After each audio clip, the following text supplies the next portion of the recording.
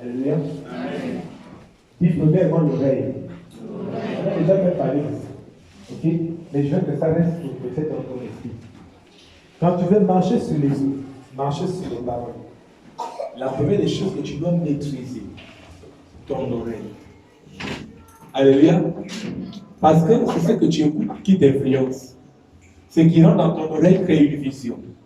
C'est vrai que la Bible dit que la foi vient de ce qu'on et ce qu'on entend.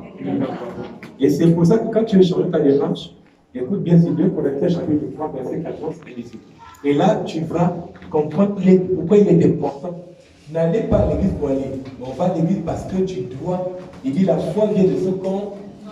Il a dit condition, c'est le quoi non. Dit orientation. Mais ça vient de la parole de. La foi vient de ce qu'on entend, mais ce qu'on entend vient de la parole de Dieu. Donc, ce qui veut dire que si tu colles ta foi à ce que ton père dit, ta mère a dit, tes parents ont dit, ce que les autres ont dit, tu colles là, à partir de là, l'esprit de la foi qui est lié à ces paroles-là de tomber dans ta vie. Parce que la foi qu'on parle, la foi est spirituelle. La foi est un esprit. Tu ne peux pas dire que tu as la foi alors que tu n'as pas l'esprit de la foi. Et l'esprit de la foi vient d'abord de la parole que tu as écoutée dans ta vie. Ce que tu as accepté. Donc chaque parole a son esprit. Amen. Chaque parole a son esprit. C'est vrai que quand Jésus dit que pour lui, il voudrait que toi et moi, on ait cette foi qui dit à cette montagne, autre quoi, elle se déplace. Pourquoi il dit ça? Dis à quelqu'un c'est possible. C'est possible. Parce que c'est une réalité. C'est David qui a expérimenté ce principe. Parce que le problème, c'est que quand il arrive, Goliath est devant. Quand Goliath est devant, Élie avait dit, tu es un enfant. C'est toi qui veux aller faire tomber Goliath, le géant de la famille.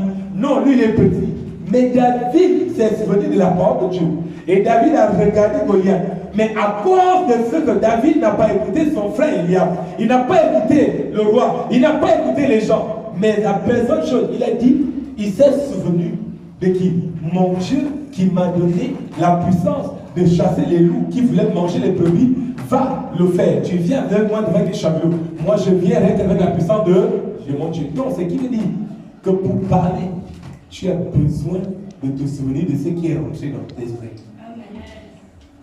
Alléluia. Parce que tu parleras en fonction de ça. Donc, premier axe, si tu veux marcher sur les paroles qui menacent ta vie, commence d'abord par régler ton oreille. Commence par régler ton oreille. Il y a les mauvaises paroles qui menacent tes projets, tes études, ta santé. Répare ton oreille. Et tu pourras marcher sur ces paroles. Alléluia. Si il y a les paroles qui vont t'empêcher, qui vont t'empêcher de réaliser tes projets, arrange ton oreille. Choisis ce que tu écoutes. Amen. Et ce que tu entends crée une vision. Dis-le à quelqu'un. Dis-le à quelqu'un encore. Répète encore. Maintenant tu vas dire ça quand même. Ce que j'entends crée une vision de la vie. C'est clair. Ce que tu prends, ce que tu entends crée une vision. D'accord? Maintenant,